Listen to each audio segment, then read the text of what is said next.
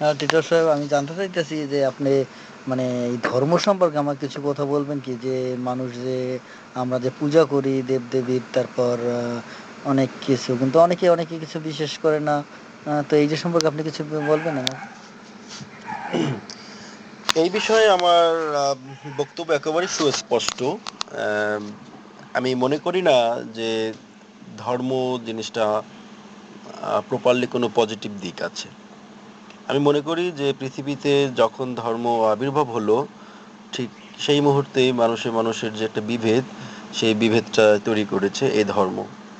আপনি লক্ষ্য করে দেখবেন যে পৃথিবীতে যদি কোনো ধর্ম না থাকতো, তাহলে আপনি আজকে মোহাম্মদ রিপন হতেন না, আর আমি আজকে শ্রীমান টিরা হতাম না। ধর্ম আছে বিধায় আপনি আজকে মোহাম্মদ লাগাচ্ছেন, ধর্ম আছে বিধায় আমি আজকে শ্রীমান লাগাচ্ছি বা শ্রীযুক্ত লাগাচ্ছি। তো এই ধর্মের জন্যই আসলে আমাদের মাঝখানে এই একটা দেয়াল। আর স্বীকৃতিপ্রাপ্ত ধর্ম আমাদের পৃথিবীতে প্রায় 8 রকম। এর বাদেও অজস্র ধর্ম আছে যা আসলে আমরা জানি না বা জানার চেষ্টাও করি না। তো এটা হলো সামান্য একটা বিষয়। এর ভিতরে গেলে অনেক সময় লাগবে। হুম। এই সময় হয়তোবা আমি আপনাকে দিতে পারবো না, হয়তোবা আপনারও বা সেই সময়টা নেই। এখন আমি ধর্ম কেন মানি না, এটা হচ্ছে প্রশ্ন আপনার। ধর্ম আমি মানি না কারণ আমি আগেই বলেছি যে ধর্ম মানুষকে বিভেদ তৈরি করে। যে শব্দ দ্বারা মানুষে মানুষে বিভেদ হয়, যে শব্দ দ্বারা মানুষে মানুষে আলাদা হয়, আমি তাকে কেন মানতে যাব? তাকে মানার আমার কোনো প্রশ্নই জাগে না। আর ইতিবাচক দিক দ্বারাও বিবেচনা করে দেখা যায় যে ধর্ম আসলে মানব জীবনের জন্য কোনো কিছুই দেয় নাই ক্ষতি ছাড়া। দেখুন, একটা ব্যাপার যে আমরা সবাই যে জিনিসটা উপলব্ধি করে এসেছি বা সবাই যে জিনিসটা আমরা অনুধাবন করে এসেছি এবং সবাই যে জিনিসটা এক কথায় গেলে পরে আহ, শিক্ষার্থী বা শিক্ষা গ্রহণের শুরু মুহূর্তে আমরা কিন্তু এক পর্যায়ে ধর্মকে আমরা অস্বীকার করি।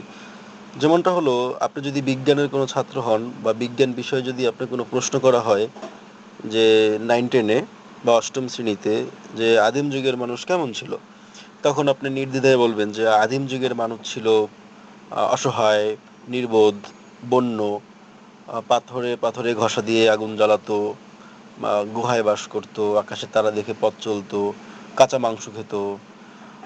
আহ, তো তখন কি ধর্ম ছিল? তখন একটাই ধর্ম ছিল, আমি মনে করি, বা সকলের মনে করা উচিত, তখন একটাই ধর্ম ছিল, যে ধর্মটা হলো জীবিকা নির্বাহ করার ধর্ম।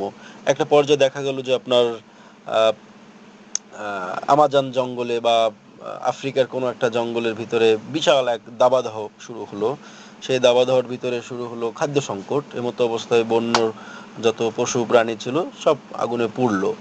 পড়ার পরে আহ, দেখা গেল যে সেই ক্ষুধার্ত বন্য অসভ্য প্রজাতির মানুষেরা সেই পোড়া মাংস খেলো। খাওয়ার পরে তারা স্বাদ বুঝতে পারলো যে আগে আমরা কাঁচা খেতাম, এখন তো সিদ্ধর খুব মজা।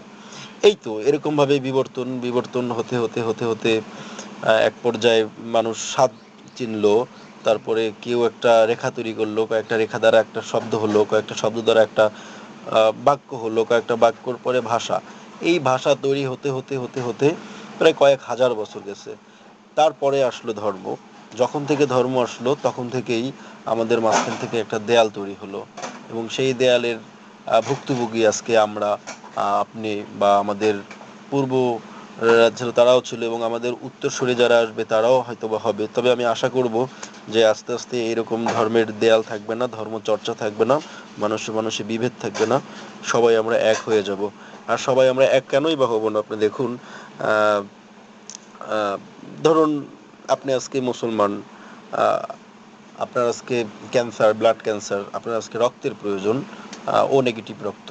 দেখা গেল যে এক হিন্দু একজন লোক বা বৌদ্ধ একজন লোক সে আসলো, আসার পরে সে আপনাকে রক্ত দিল। তার রক্ত আপনি গ্রহণ করতে পারতেছেন, অথচ মাঝখান দিয়ে আপনার বিভেদটা তৈরি করে রেখেই দিয়েছেন। তো এই জিনিসটা আসে কোত্থেকে? এই জিনিসটা আসে ধর্ম থেকে। তো আসুন আমরা সবাই একসাথে বলি যে এই ধরনের ধর্মচর্চা ত্যাগ করে মানব চর্চা করি, মানুষকে ভালোবাসি, জীবকে ভালোবাসি। ধন্যবাদ। থ্যাংক ইউ টিটর সাহেব। কিন্তু আমি বলতে চাইতেছি যে মানব ধর্ম বড় ধর্ম, কিন্তু আগে শুনছি মানে মহামনীষীরা বলে গেছে, শেক্সপিয়ার, স্বামী বিবেকানন্দ, যে প্রেম করে যেইজন সেইজন সে বিশ্বাস। এ বিষয়ে আপনার অনেক তাদের সাথে অনেক মিল আছে যেহেতু বলছেন। তো আপনাকে ধন্যবাদ, অসংখ্য অসংখ্য ধন্যবাদ। আমি আপনাদের আবার ফিরে নিয়ে যাচ্ছি স্টুডিওতে। হ্যাঁ, আবার না না না, দুঃখিত আপনার সাথে রিপন সাহেব, আমি একটু আপনার কথার সাথে আমি একটু যোগ করতে চাই। এর ভিতরে আমার একটু কিঞ্চিত পরিমাণ দ্বিমত আছে। দ্বিমতটা হলো এই, স্বামী বিবেকানন্দ সে একটা কথা বলেছে যে জীবে যেই জন করে প্রেম সেই জন সেবে ঈশ্বর। ঈশ্বর ঈশ্বর কি? আমি ঈশ্বর বলতে আমি কোনো জিনিস এখন পর্যন্ত বের করতে পারিনি। আমি মনে করি ঈশ্বর একটি নিরর্থক শব্দ, এবং ঈশ্বর শব্দটা যদি আপনি মানেন তাহলে আপনি তাকে বিশ্বাস করতে হবে, এবং বিশ্বাস এই কথাটাও একটি নিরর্থক, কারণ বিশ্বাস জিনিস, বিশ্বাস কথাটাই একটা বাজে, একটা জঘন্য। কারণ বিশ্বাস করা মানেই আপনার বিকাশকে, জ্ঞানের বিকাশকে স্তব্ধ করা। আমি যদি আপনাকে রিপনকে যদি বিশ্বাস করি তাহলে রিপন সম্পর্কে আমি আর কোনো গবেষণা করব না, রিপন সম্পর্কে আমি আর কোনো প্রশ্ন করব না। তখন রিপন যে জিনিসটা বলবে সেটাই আমাকে মানতে হবে, মেনে নিতে হবে। কেন আমি মানবো? আমার বিবেক আছে, আমার বোধ আছে, আমি তার সম্পর্কে জানবো, চিন্তা করব, তারপর আমি একটা ডিসিশন নেব। তাই ঈশ্বর জিনিসটাও এরকম। যেমন জীবে যেই জন করে প্রেম সেই জন সেবিছে ঈশ্বর, যে কথাটা বলেছেন, বাহ কি চমৎকার একটা কথা বলেছেন। কিন্তু এর পরিপন্থীতে আমি যে কথাটা বলবো, যে কিছুদিন আগে, বা এই যে কিছুদিন আগে 5 বছরের একটি শিশুকে ধর্ষণ করলো এক জীব, আর যে 5 বছরের শিশু সেও একটা জীব। তো দুজন যদি জীব হয় তাহলে দুজনের মাঝেই ঈশ্বর বিদ্যমান। তার মানে কি আপনার কথা দ্বারা এটাই বোঝায় যে একজন ঈশ্বর আর একজন ঈশ্বরকে ধর্ষণ করেছে? যাই হোক, হ্যাঁ, এটা আসলে খুব গভীর একটা বিষয়। আমার কথা বলার পরে অনেকেই সংশয় প্রকাশ করে, প্রশ্ন জাগে, তখন প্রশ্নের উত্তর পায় না, তখনই আসলে তাদের রুগ্নতা, আক্রমণাত্মক প্রকাশ পায়। ধন্যবাদ, এই আর কি বিষয়। আমি আমি বলতে চাইতেছি যে আপনার এই যে মনে করেন পৃথিবী বাংলাদেশের যে মানুষ, ভারতের মানুষ যে এতটা ধর্ম নিয়ে তাদের আলোচনা করে, হ্যাঁ, তাদের মনে করেন আপনাদের এই সংখ্যা খুব কম, এই ধরনের কথা বলার আচ্ছা, সংখ্যা খুব কম। খুব দারুণ। এটা আপনি আসলে আপনার প্রত্যেকটা কথাই সম্পূর্ণ আমার দিকে ধেয়ে আসছে, কারণ আপনার প্রত্যেকটা কথারই আমি খুব ভালো ভালো মানে কি বলবো, যাই হোক আমি বলি। ভারত, খুব ভালো কথা বলেছেন। ভারত, এই যে ভারতের পররাষ্ট্রমন্ত্রী না কি যেন, সুষমা সেন, সে একটা কথা বলেছে যে পৃথিবীতে প্রায় 5,500 বছর আগে শ্রীমদ্ ভগবদ গীতা আবিষ্কার হয়েছে। দেখুন কত বড় হাস্যকর একটা কথা। আমরা যতটুক জানি, ইতিহাস পড়ে যতটুক জেনেছি, যে সনাতন ধর্মের সব থেকে আদি ধর্মগ্রন্থের নাম কি? বেদ।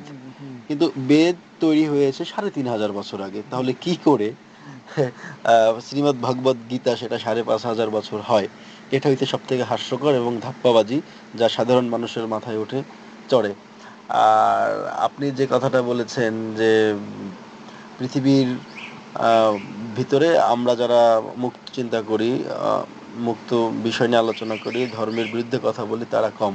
আপনার এই কথাটা সম্পূর্ণ ভুল।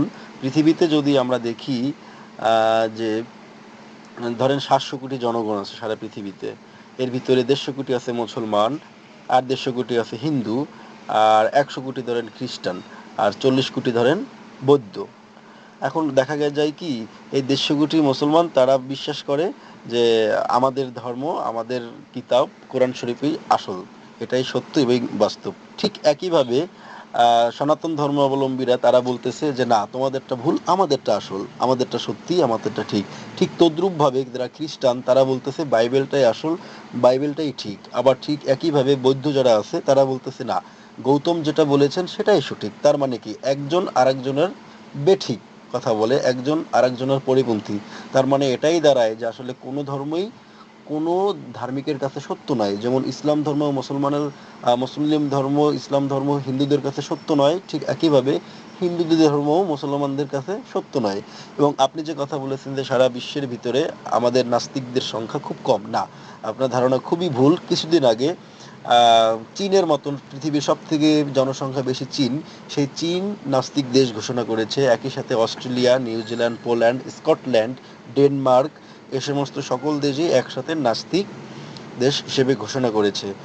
এমনকি ব্রিটেন থেকে কিছুদিন আগে পোপ, যে খ্রিস্টানদের, সেও তার ধর্মের স্থান থেকে, সহস্র অবস্থা থেকে সরে গেছে। তো আপনার ধারণা সম্পূর্ণ ভুল। সারা বিশ্বে যখন প্রগতিশীল থেকে এগোচ্ছে, প্রগতির দিকে যাচ্ছে, ঠিক একইভাবে ধর্ম চর্চাগুলোও ক্রমে ক্রমে নিঃশেষ হয়ে যাচ্ছে।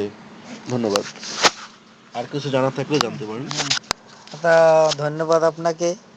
তো হুম, ধর্ম ধর্ম আমরা বিশ্বাস করি ধর্ম, কিন্তু পূজা দেবদেবী এটা তো জানি অনেক আগে থেকে মাস এই বিষয় পূর্বপুরুষরা এই দেশে বিষয় নিয়ে দিয়ে আমি আসছে। আপনার সাথে একটু কথা বলতে চাই, হুম, যেহেতু আপনি পুজোর কথাটা বলেছেন। দেখুন, পুজো জিনিসটাকে আমি কিছুদিন আগে আমি স্টেশনে একটা লেখা লিখেছিলাম, সেটা হলো মনসাবিদ্যা। মনসাবিদ্যাটা কেন লেখা হয়েছে আমি বলি। মনসা হলো একজন দেবীর নাম। সনাতনীরা খুব তাকে সম্মান করে, শ্রদ্ধা করে, এক হিসেবে ভয় পায়। তবে আমি এই জিনিসটা বুঝি না, ভয়ের ভিতরে শ্রদ্ধা পায় কোথায়। যাই হোক, তো মনসা বিদ্যা কথাটা লেখাটা একটা বিষয় নিয়ে, যে দেখুন মনসা পুজোটা হয় কবে কবে। হুম, মনসা পুজোটা হয় দেখবেন যে শ্রাবণ বা আষাঢ় মাসের বা শ্রাবণ মাসের শেষের দিকে। তখন ভরা মৌসুম, বর্ষার ভরা মৌসুম, খালে বিলে জলে সব জায়গা জলে পরিপূর্ণ হয়ে যায়। তো মনসা হলো একটা সাপের নাম। তো সাপ কোথায় বাস করে? তারা অবশ্যই একটু স্থলে বাস করে, মানে পুকুরের পাড়ে বা নদীর ধারে। কারণ তাদের শিকার ধরতে সুবিধার স্বার্থে, কারণ তাদের প্রধান খাদ্য মাছ। মাছ থাকে নদীতে বা জলে। তো তাদের জন্য তারা বাসা করে খালের পাড়ে বা একটু উঁচু জায়গায়। তো শ্রাবণ মাস বা আষাঢ় মাস আসলে পরে দেখা যায় যে সব জায়গা জলে থই থই করে পরিপূর্ণ হয়ে যায়। এমতো অবস্থা, তাদের বাসাগুলো জলে ভর্তি থাকে। ঠিক তখন কি করে, তারা উঁচু জায়গায় গিয়ে বাসা করে। উঁচু জায়গা বলতে গাছের আগা বা মানুষের ঘরের ভিটা। তো ওই সময় একটা সময় গেছে, তখন খুব সাপের উপদ্রব বেড়ে গিয়েছিল এবং অনেক মানুষ সেই সাপের ছোবলে আহত হয়েছে। ঠিক অমতো অবস্থায় শিক্ষার অভাবে তখন ওই সাপকে পুজো দিয়েছে।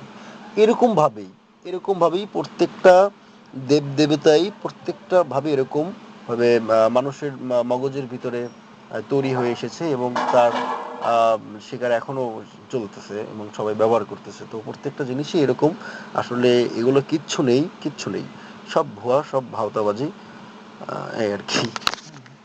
ধন্যবাদ আপনার মূল্যবান সময় দেওয়ার জন্য। আমি আপনাদের স্টুডিও ফিরে নিয়ে গেলাম। আমি রিপন। ধন্যবাদ। ধন্যবাদ। ওকে, থ্যাংক ইউ।